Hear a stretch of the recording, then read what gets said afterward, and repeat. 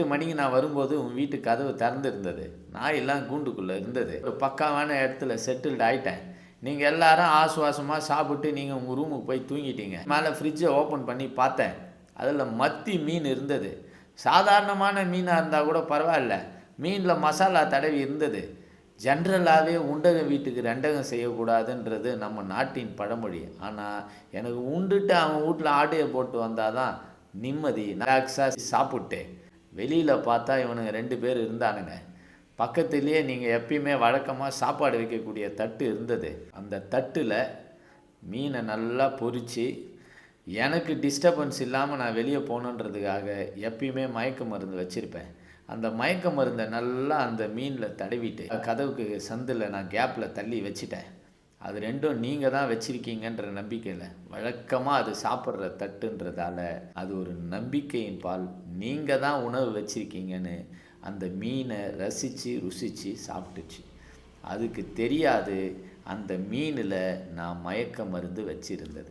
சாப்பிட்ட கொஞ்ச நேரத்தில் நான் 2 நாய்களும் மயக்க நிலைக்கு போயிடுச்சு. நான் பொருளை எடுத்துக்கிட்டு ரிலாக்ஸாக வந்துட்டேன். இதுதான் நடந்தது அப்படின்னு சொல்கிறேன். உடனே அந்த வீட்டோட உரிமையாளர், நடந்தது நடந்துருச்சு, இனிமேல் தயவு செஞ்சு இதை செய்யாதீங்க, அடுத்த தடவை மன்னிக்கிற அளவுக்கு நான் ரொம்ப பெரிய மனுஷன் இல்லை அப்படின்னு சொல்லிட்டு ஒரு கலக்கமான நிலையோட மணியன் பிள்ளையுடைய கேட்டை தாண்டி போகிறார். மணியன் பிள்ளை வீட்டிலிருந்து போன அவர் நேராக தன்னுடைய வீட்டு கதவை திறந்து போன உடனே எப்பொழுதும் இவரை பார்த்தா சந்தோஷமாக வந்து தோளின் உயரத்துக்கு கால்களை போடக்கூடிய அந்த 2 நாய்களும் இன்றும் வழக்கம் போல போட்டது. விரக்தியின் சென்ற ஒரு மனிதன் எப்படி ஒரு மனநிலையில் இருப்பான், அப்படி ஒரு மனநிலையோட அந்த உரிமையாளருக்கும் அந்த நாய்க்கும் நடந்த அந்த உரையாடல் இருக்குது பார்த்தீங்களா. நீங்களாம் எப்படி எடுத்துவீங்க, எப்படி நம்புவீங்கன்னு தெரியல, உண்மையில் நடந்தது.